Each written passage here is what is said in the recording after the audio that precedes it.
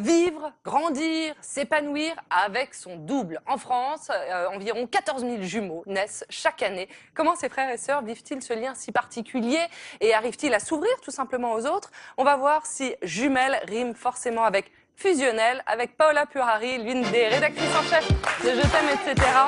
Salut Paola. Bienvenue. Ce sujet qui éveille toujours un peu la curiosité, ce sujet, avec Benjamin Audibert, vous avez passé quelques jours avec de vraies jumelles. Oui, alors elles préfèrent qu'on les appelle par leur prénom. Elles s'appellent Anne et Sophie, elles ont 34 ans et elles se ressemblent comme deux gouttes d'eau à un grain de beauté près.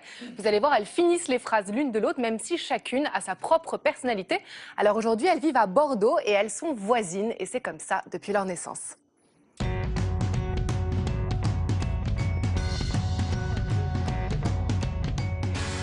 Quand on était jeune, moi je me rappelle qu'on n'était jamais seuls, qu'on a toujours une amie avec qui on peut jouer. Mais du coup, nous, on était souvent ensemble dans la chambre. C'est vrai que de jamais être seule. Ouais, même pour faire les devoirs, c'était pratique. Parce que du coup, une qui apprenait les cours de géo, une histoire. Et du coup, on se disait que le best-of qu'il fallait retenir de cette leçon. Donc hop, ça allait 2 fois plus vite. Ouais. Puis là, et même plus adulte, ce qui est pratique, c'est que dès qu'on veut sortir, on sort pas seul. Si on veut boire un verre au cinéma ou on se téléphone, au resto, on fait un resto. Ouais, bon. Voilà. C'est vrai que du coup, c'est un peu une façon de penser couple quelque part, ou meilleur ami. Ça va génial. Ça va vite. Oui, un vrai ping-pong. C'est assez amusant, j'avoue. Elle termine la phrase de l'autre et ainsi de suite. Anne utilise le mot couple. Et c'est vrai que quand on arrive au monde à deux, on forme presque déjà un couple à la naissance, en fait. Ouais. Oui, et pourtant, toutes les deux, elles refusent cette idée d'entité. En fait, elles sont une paire, mais ce n'est pas un couple. Alors au collège, on leur a donné tous les surnoms possibles, tic et tac, les photocopies, les jumelles. Et on les a harcelées de questions un peu naïves, mais qui peuvent finir par être blessantes. Alors c'est laquelle est sortie la première, vraiment. Est-ce que vous avez vraiment tous les mêmes goûts? Et de ces clichés, elles ont fait un spectacle humoristique. Alors vous allez voir, elles montent sur scène ensemble, maquillées et habillées pareil. Sophie se fait même le même grain de beauté que sa sœur, le même tatouage pour troubler le public. Et nous aussi, on a fini par être un peu déboussolés. Alors, Anne et Sophie. Tu dis quoi? Anne et Sophie. Non, Anne et Sophie. Bon, allez, on y va. Ouais.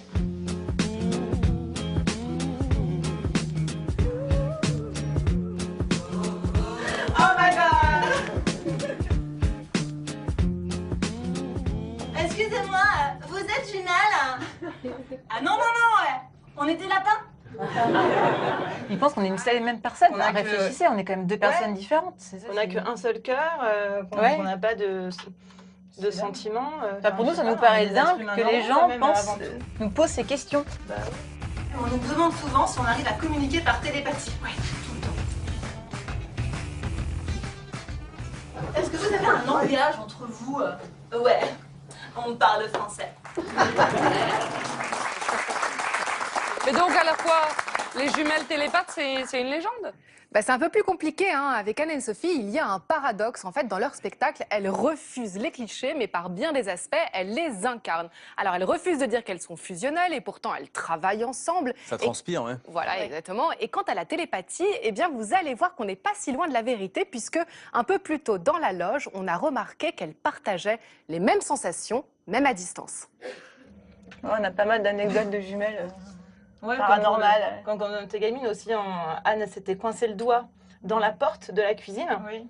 J'étais à l'hôpital pour le recoudre. Ouais, et moi je m'étais pas fait coincer le doigt. Et j'ai eu la même marque au même doigt ou le doigt opposé. On doit opposer. Ouais. C'est fou. Ouais. Par contre, quand elle est accouchée, j'ai rien senti. Heureusement. Oui. Ouais, je me posais la question si elle allait ressentir quelque chose, mais en fait non. C'est bien ça. Mais c'est assez incroyable. Mais les blessures au cœur, ça marche de la même manière? En tout cas, elles sont toutes les deux célibataires. C'est même suite à la rupture de Sophie qu'elles se sont beaucoup rapprochées. Et c'est là qu'est née l'idée de ce duo sur scène. Alors Benjamin Audibert a passé un peu de temps avec Sophie dans le train alors qu'elle voyageait. C'était l'occasion pour elle de se confier un peu sans sa sœur jumelle. Et elle nous a dit que c'était un petit peu compliqué de grandir, même si elle aime sa sœur d'un amour fou, avec elle en miroir. Et on a remarqué que la question des hommes reste assez délicate. inconsciemment, je pense que des fois, je peux avoir une certaine jalousie si elle se met en couple avec une personne bien, mais je suis hyper contente pour elle. Là, c'est paradoxal, je suis à la fois hyper contente pour elle et à la fois, vu que moi je suis célibataire, je me dis bon, et moi, il faudrait que je trouve quelqu'un aussi, quoi. Des fois, j'ai des doutes, je me dis est-ce que les garçons sont vraiment attirés par moi, mais une fois qu'ils connaissent Anne, est-ce qu'ils peuvent pas se dire ah ben, elle est mieux? Je sais pas. Vu qu'on se ressemble quand même, mais on n'a pas du tout la même personnalité aussi. Des fois, j'ai une appréhension quand il va rencontrer ma sœur. Des fois, je lui dis, ne te fais pas trop belle non plus parce que j'ai pas envie qu'il ait un coup de cœur sur toi non plus, quoi. Donc, Mais c'est vrai que ça doit être extrêmement dur de se forger une identité propre quand on grandit face à son double. Ouais. Anne et Sophie, elles ont trouvé un moyen. En fait, elles ont choisi de voyager l'une sans l'autre.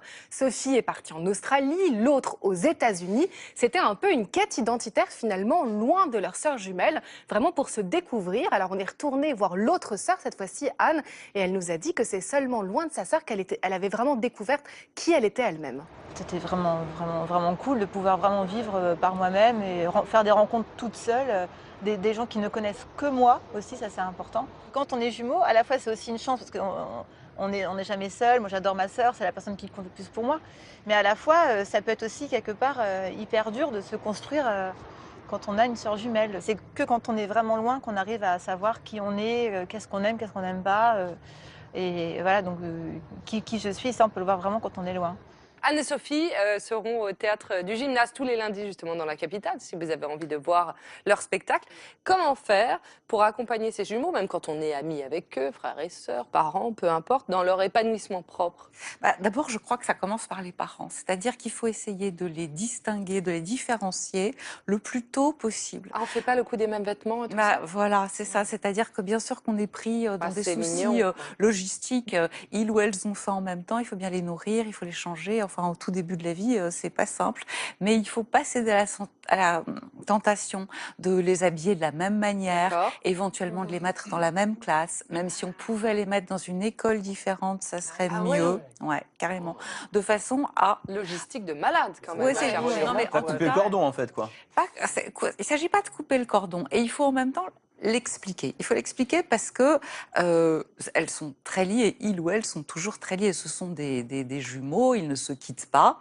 Donc, si on ne leur explique pas que c'est important pour eux de se différencier et qu'on ne les traite pas comme deux personnes différentes, qu'est-ce qu'ils vont faire? Ils vont s'opposer et ils vont se rapprocher davantage. Et ce côté fusionnel, il peut être carrément nocif. Il est nocif parce qu'il est question d'individuation. Et ça va jouer pour la vie plus tard. Bien sûr que d'emblée, les parents déjà ont tendance à en faire un couple ou une entité et elles-mêmes vont avoir du mal à se séparer. Vous imaginez, depuis l'enfance, l'autre est là. Mais il faut bien voir que les jumeaux se construisent en miroir. Forcément.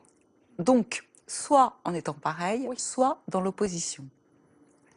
Hein, on peut avoir une opposition de l'un Justement, par moi rapport à j'ai l'autre. toujours entendu que dans la gémellité, il y avait toujours un dominant et un dominé. C'est vrai.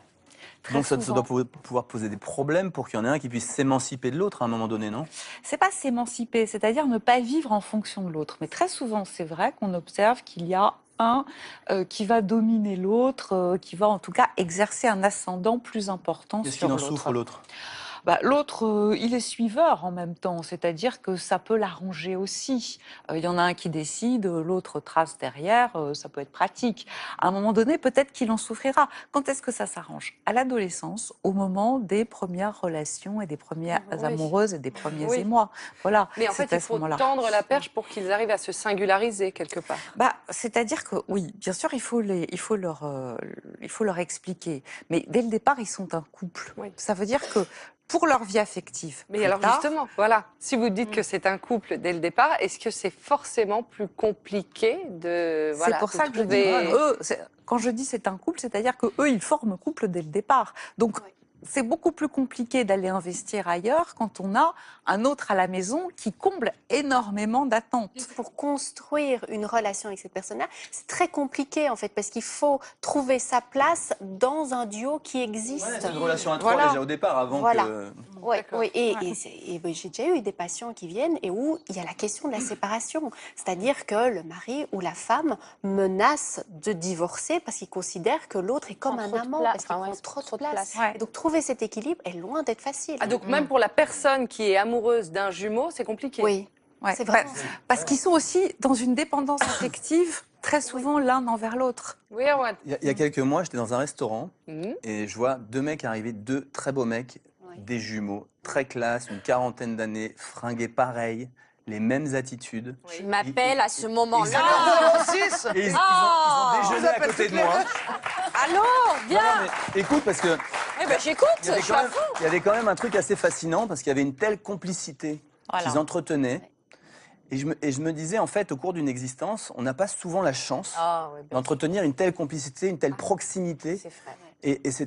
C'en était émouvant. Je me disais, les mecs, ils ont une quarantaine d'années. C'est aussi une Est-ce qu'ils chance, sont en bien sûr. couple ou pas de leur Ce que tu côté? voyais, c'était beau. Mais ils étaient collés, ils se marraient tout le temps. Enfin, ils ont fait Vous un, avez un- chopé un leur déj- 06, tout ça?